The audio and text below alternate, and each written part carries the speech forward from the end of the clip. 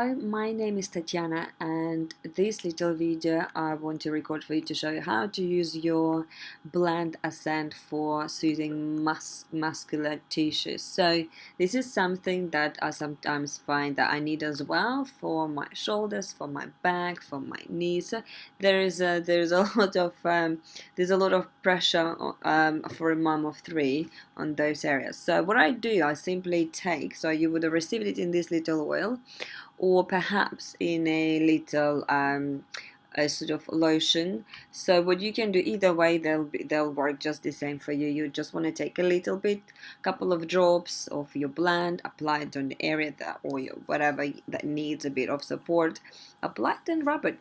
If you can, if it allows you, you can actually rub a little bit more prior to putting the essential oils to bring a bit more blood into the tissue, so the essential oils can carry it more effectively. So it's already diluted for you, which means you don't have to worry about any sensitivity issues.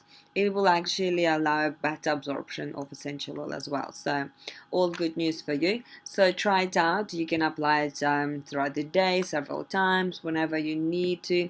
You can even do it before, not even waiting when it gets a bit too sore.